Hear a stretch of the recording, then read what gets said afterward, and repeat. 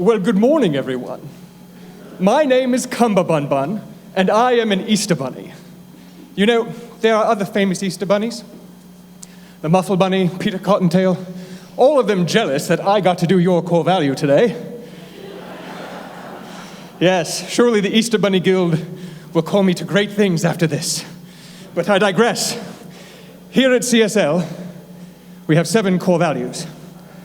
They are love, healing, oneness, service, spiritual growth, abundance, and diversity. And today, we're focusing on healing. Now, you know, CSL itself had a bit of a healing this week in relation to our internet. It turns out there are some big differences between Easter bunnies and your common variety squirrel.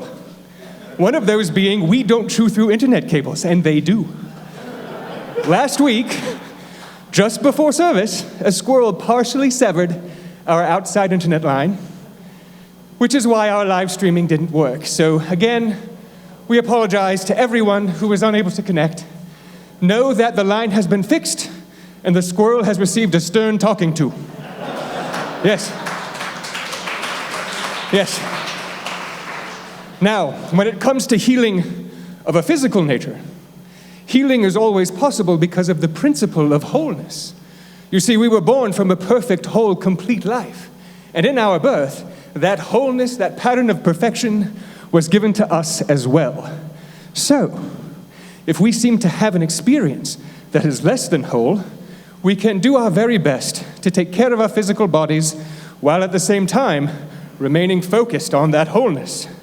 In fact, sometimes we can do both at the same time. Like this Wednesday at Spirit Space with Chloe Ravel, where you can come get some healing, sound healing to help focus your mind and fill your body with good vibes. So friends, in whatever way you manifest your wholeness today, I celebrate you, and now there are Easter eggs I must hide, so ta-ta.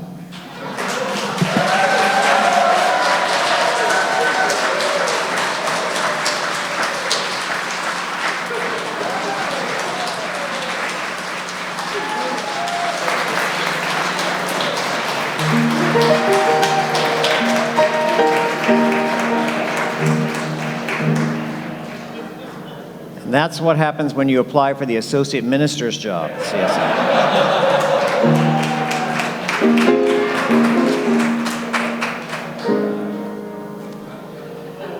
CSL. CSL is part of a global organization with over 500 centers worldwide. We are a spiritual community that honors all religions and all faiths, and that's because we know there is no wrong way to worship, whether you're lighting a candle, repeating a mantra, or offering a prayer. We respect and we honor all ways that draw us each individually closer to Spirit, and so we celebrate the diversity in religious practices in our ceremony this morning that we call the Flames of Faith. The candle is lit for the Tao to honor the universal path of harmony, the natural way. The candle is lit for the shamanic traditions, honoring the belief and practices of all indigenous peoples worldwide. The candle is lit for Hinduism to honor the spiritual path of devotion and the variety of religious icons and deities. The candle is lit for Judaism in this holy week of Passover to honor the path of sacred law.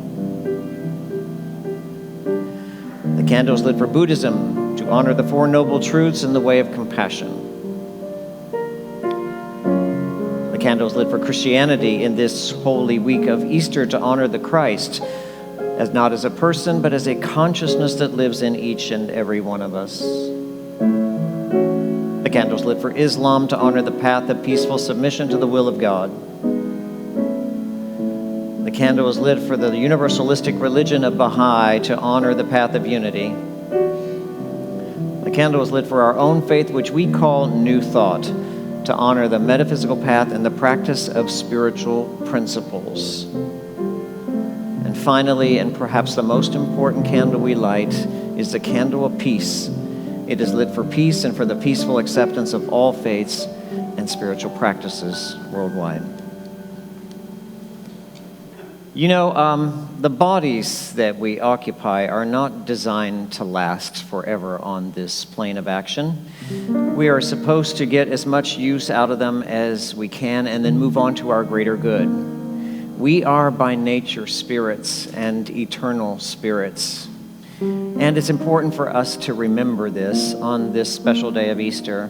But it's extremely important that our friend Carlos Diaz remembers this today, because he asked us to honor his mother who passed away a few days ago. I asked him how to pronounce her name because I wanted to get it right, and I hope I do. It's Hadna Rosa. And Carlos told me that he loved his mother so much, and one of the things that he wished he could share with her was this service. And I said, well, bring her here today. And so she is here with you in spirit, and we got these beautiful flowers to honor her life and the love you have in your heart for her. Will you please give some love and support to Carlos?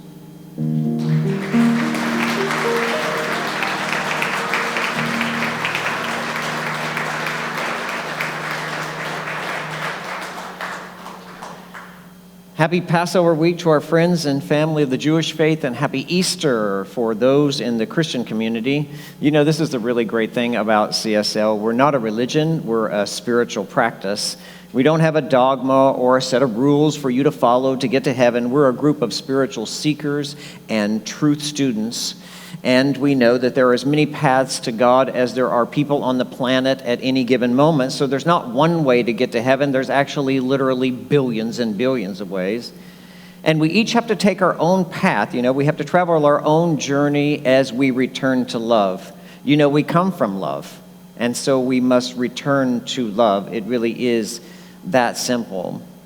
But while we're here in this human experience of life, even though most of us aren't conscious of it, all of the people that we attract into our lives are there to serve us in some way on our path and on our journey. And yes, I said all of the people. And that means your mother and your brother and your kids and your ex-husband, maybe your ex-wife.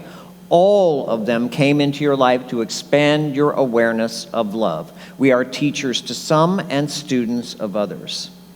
So, with that in mind, let me ask you a question. Who is the one person in your life who has been the most challenging to love? Bring to mind the person that you've struggled with, you've fought with, you've cried over, and tried the hardest to understand. You know who that is for you. So now my question is, what's that about? And why are they in your life? Well, I came to offer you a different perspective this morning, so here it is. What if the person that you have loved and struggled to understand so much your whole life is actually your teacher? What if they came to teach you something? What if they came to actually serve you? Maybe they're there to take all of your time and all of your energy and suck the life right out of your soul so that you could learn to set boundaries and know that they're not selfish, they're actually healthy. Maybe they're there to break your heart open with so much disappointment that you finally get it, that you're not responsible for their happiness, they are. Maybe they came to teach you that understanding is highly overrated and it is never a prerequisite to love. I love a lot of people I don't understand at all. I don't know what these people or that one person brings to your life, but I do know why they're here. They came to challenge you specifically so that you could know something greater about yourself and also greater about life. I've been thinking a lot about these people that come into our lives who cross our paths and the purpose of them being here with us together on our journey. And if you want to join me in exploring this whole conversation about this, I'm doing a workshop in a couple of weeks called Soul to Soul, Understanding the Hidden Meaning in Human Relationships. It's Saturday, April 17th, 10 a.m. Eastern. You can register on your CSL app if you've downloaded it, or you can go to the website. I'm going to do it in person and on Zoom. Now, since it's Easter Sunday, I want to talk about the man known as Jesus of Nazareth, who came to be known as the Christ. Before Jesus assumed his public life as a rabbi and a spiritual teacher, he heard a personal calling from within, a call to serve humanity. And to prepare himself to answer that call, he went out into the desert alone for 40 days, and it was there that he faced his fears and all of the things that needed to be moved out of his life personally so that he could greet this challenge before him. The Bible says that he was tempted by Satan. Now, in our teaching, we know there's only one power, right? There's only one life in the universe, one perfect intelligence at the helm. So there aren't two powers at war with each other, duking it out for the souls of humankind. There's only one power. So Satan isn't a character, it's a concept. Satan represents our greatest fear. Do you know what our greatest fear is? Is that we've been abandoned by love, that we are completely separated from our good. And it's recorded that when Jesus faced this greatest fear, he said, "Get thee gone, Satan, for thou art affront to me." In other words, get out of my way. I am not going to let fear stand between me and the greater challenge before me. And that's something I want you to remember when you face your own challenges in life, because the first thing that always comes up for all of us is fear, as it did for him. What will happen if I lose my job? How will I come up with the money? What will I do to support my family? What do I do if I get sick? All those things that show up come straight to the forefront of your mind, and it's there at that precise point, in that moment, where your power lies. What will you do there? Will you succumb to the fears? Will you spiral down into despair? Or will you say, as Jesus said, "Get out of my way. You have no right to stand between me and my source. I will not grant access to fear in my mind." You see, it is not what challenges you in life that defines your character. It's what you do about those challenges. It's your response to them that decides your character and your conduct. The greatest power in your life is always in that moment, in that microsecond between what happens to you and what you decide to do about it. Remember that. It's important. So don't let fear rule you. Don't make decisions in fear. Get out of fear before you make a decision. Decide to do nothing. Have the courage to stand up to it and say, "Get thee gone. You offend me with your presence." Because once you conquer fear, then you get to move on to the next thing that stands between you and your greater good. You know, when you find yourself faced with a challenge in life, there are always two things that have to be dealt with in order for you to move forward. And the first is fear. We all know that. We all experience it. And if you can maneuver your way through that one successfully, then you get to face the second challenge, challenge number 2, which is ego. Ego is the second Satan. It's the second thing we face on this spiritual path. Fear and ego are the only two things that separate us from spirit, from the highest good, from the source of our good.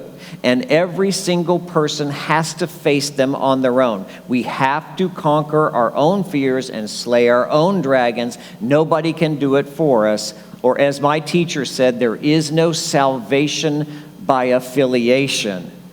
In other words, you don't get to have a blessed and wonderful life because you know people who do, any more than you can get rich just because you read Money Magazine. There's no salvation by affiliation, and you know that's going to piss off some Sunday morning hypocrites that think they're going to heaven because they got really good attendance in church. It doesn't work that way.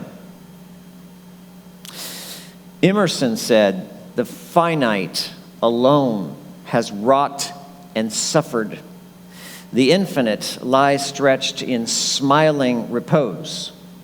We are the finite, us in these human bodies. So we're the ones that have to grow and stretch to reach the infinite. That's the image of Michelangelo that he painted on the ceiling of the Sistine Chapel. You know, it's the hand of man trying to reach up for the hand of God, stretching to grasp that hand, presumably to jerk it back down, right? So that we can make God come to earth and fix all the things that we've messed up.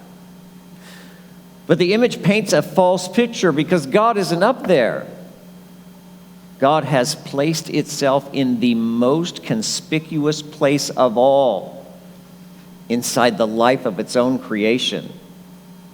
Or as the Bible says, the kingdom of heaven is within, meaning everything good that you could possibly imagine for yourself resides now here in you. So in your search for spirit, in your search for love, in your search for wisdom, in your search for God, don't go far. You don't have to travel to Tibet to find the infinite. You don't even have to go see the ruins in Egypt. You can find God in Hialeah. Hialeah, Pembroke Pines. You know, God is in Pembroke Pines, even Wilton Manors. You can find God there every Saturday night. I hear people walking down the street in Wilton Manor saying, "Oh God, oh God." Even in downtown beautiful Oakland Park, right here. Now, you might already know this about you, but I'm really here just to remind you. You haven't even started to live, and I don't care what your age or chronological age is of your body, you have so much more to experience, let me tell you. You are just getting started on this journey. And the very first step on your journey is to face your fears and conquer them. Once you've done that, then you can move on. And until you've done that, you're not really living. You're just sort of hiding out and lying low, kind of like a fugitive from justice. You know, thinking small and pretending to be little, worried that you're not good enough, getting very little from life and asking for very little from life. You have so much more to be than you have been so far. You have so much more love to give than you have given. If you could just see how powerful you are right now, you would never entertain the idea of fear making an entrance into this mind again. You'd say, as Jesus said, "Stand back. I am on the way to the highest good I can imagine for my spirit, and I will not let you get in my way." As we travel our own path to spiritual realization, to enlightenment, we face our own fears. That's the first Satan. And after that, we get to meet the second one, ego. The ego always asks the same questions. You're familiar with them. How will this serve me? What am I going to get out of this? How will doing this make my life better? Now, there's no record of what personal challenges Jesus faced in the desert, but you better believe ego had to be one of them, because you don't stay in the desert for 40 days without your Starbucks and then not be able to face hundreds of kinds of issues. And we know from the records of his ministry that he seems to have resolved this issue because Jesus didn't pursue ego desires. He wasn't ego-driven. He was spirit-guided. Personal gain was never part of his purpose or his agenda. He said simply, "Why am I here? I have come that they might have life and have it more abundantly." He reached the final lesson on the spiritual path, and that is, it's not about what you want. You're not here to serve yourself. You're actually here to serve the greater good. And so he gave his life in service to humanity, in service to the greater good of all. Now, let me tell you something. Of all the people you will meet in this world, very few have the courage to do that. Very few make it that far in their spiritual growth. Most people you will meet on this planet are still trying to get some God up there to give them something down here. Please, God, give me, is their prayer. Give me more money. Oh, God, I need more money. Oh, God, I need a better job. I need a parking space, for God's sakes. That's what I need. Most prayers and people's approach to their spirituality is completely egocentric. They say, God, give me. And that's because most of us are incredibly spiritually immature. We pray like teenagers do for anything they want. You know, God, give me this, and God, give me that. I need a new iPhone. I want this. Give me, give me, give me. Few people, very few people have the audacity to pray the prayer that is the most dangerous prayer of any man or woman on earth. The prayer isn't an ask for anything. It's a plea to your Creator. How can I serve you more? What can I do with my life to serve the greater good? Use me as an instrument for your love.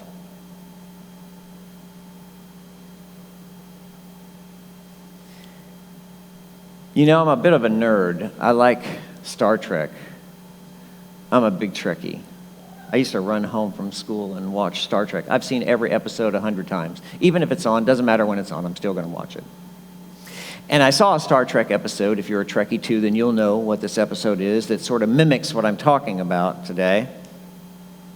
I don't know if you know this or not, but many of the writers of the Star Trek series, the second series, were members of CSL communities, and that's why there's so much metaphysical stuff in Star Trek episodes.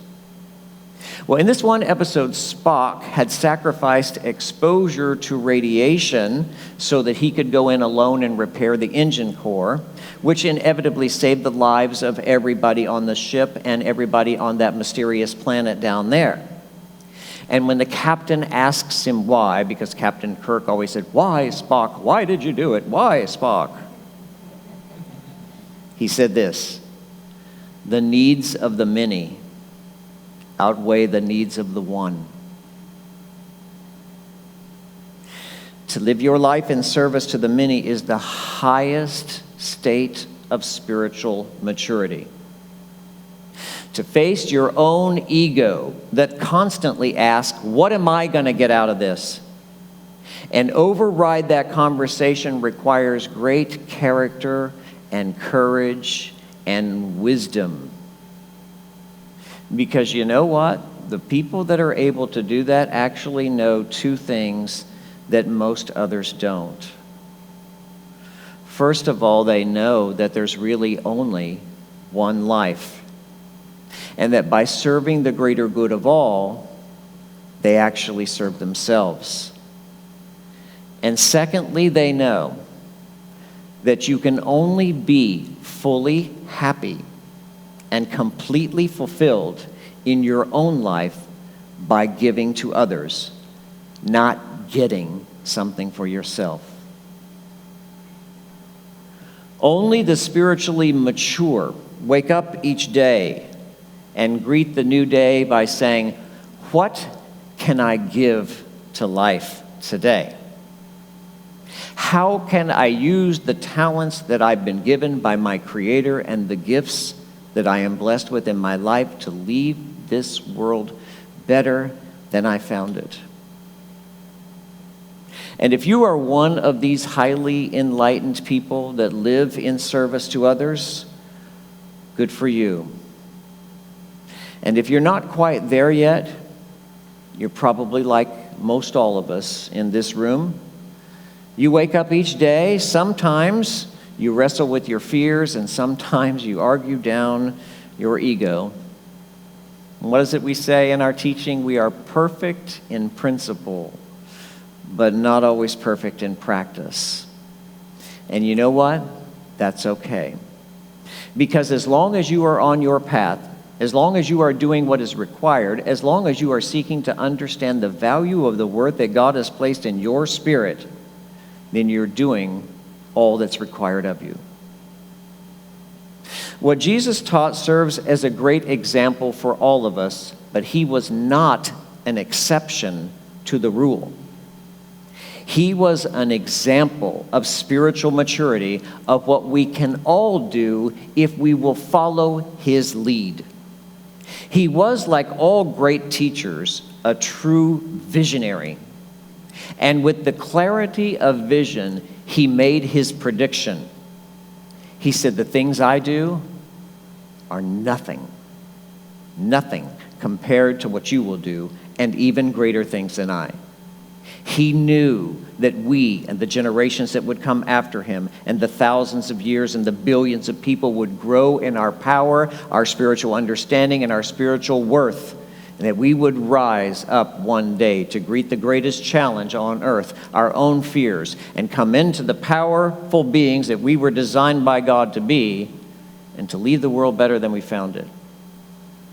That is the legacy that he leaves in your hands. Happy Easter, and so ends the lesson.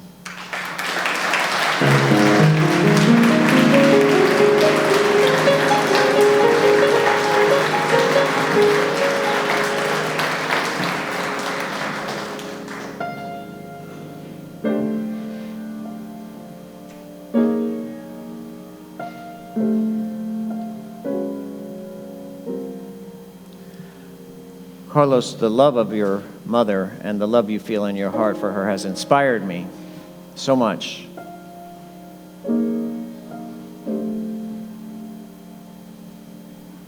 Men will never understand what it's like to birth a child, to have life literally come through your body, to allow yourself to be an instrument for the divine's new experience of love. And that experience leaves both the mother and the child with an overwhelming expression of love. The love that is in your heart never dies, as does the love in hers. Let's close our eyes and be here together in the presence of love.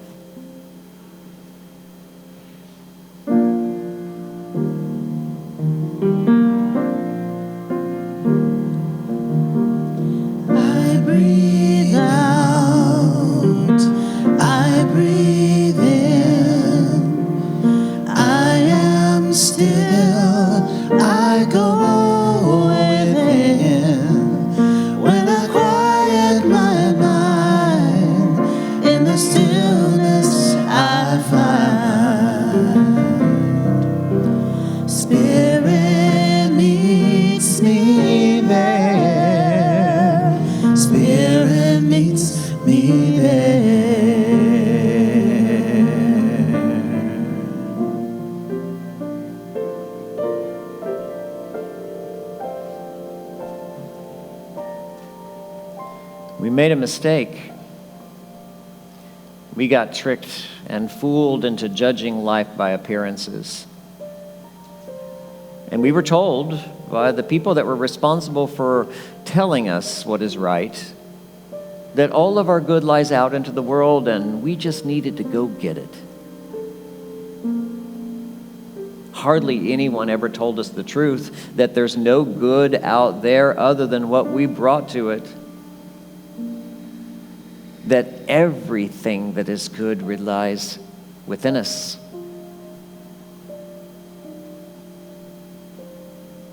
We have come to this planet full, not empty vessels needing to get something, but full spirits, full of power, wisdom, love, with the ability to experience joy and laughter like nothing else on this planet. We are its salvation. We have greatness to achieve, wisdom to display, and love for each other. We are in the garden. If we would just see it.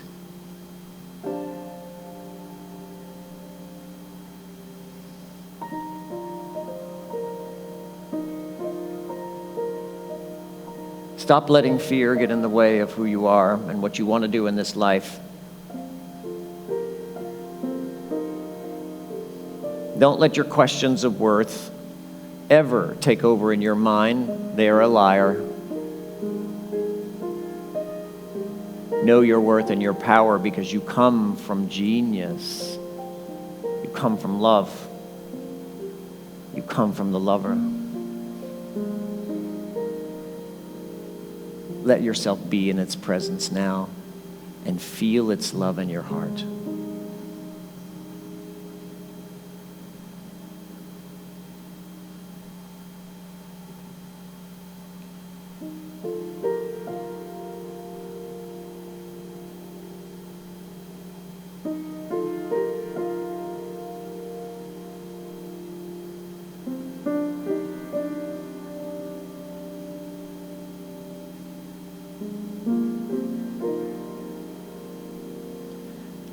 There is something rising up within us.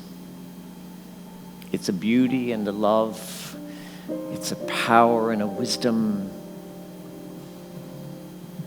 It is essential for the safety of our planet that we as individuals bring all that we are to life now. We are needed. Your voice is needed. Your spirit is necessary. Who you are at this time in history is perfect for what the world needs. Let yourself be. And so it is.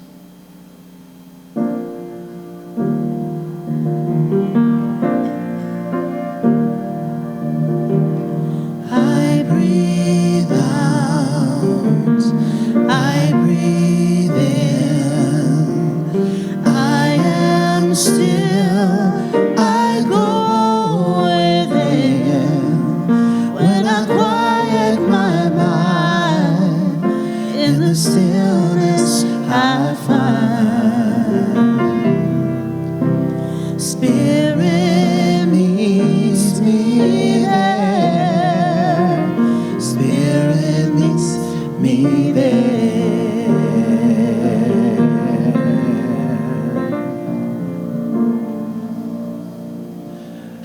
We close our service as we do everything here at CSL with our affirmation and a prayer, and yours is just like mine, and Reverend Ben wrote this today. And it says this, say it with me: I am resurrected as the Christ that only I can demonstrate. Let's know this together. We are surrounded, embraced, and honored by the love of the universe, the lover that creates billions of expressions of its own design, each one perfect and whole and complete. We don't need to get anything to complete ourselves. We don't need an intermediary between ourselves and love, between ourselves and God. We are enough as we are, as we've been designed by nature. So let's go out into the world knowing that everything that is good that resides within us comes from one source. That source is infinite and the supply never ends. Let's not let fear stand in the way of our good. Let's move it out of the way as we would any obstacle that gets in the way of God's perfect expression. We are the way life works on this planet. We are the presence of God. Let's go give it to the world and make things better. And so it is.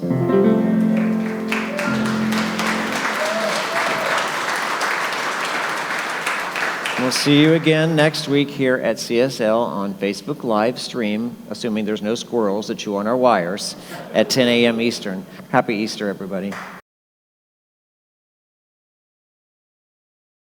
Thank you for watching, and thanks for supporting CSL. If you'd like to know more about us, check us out on our website or social media. Blessings.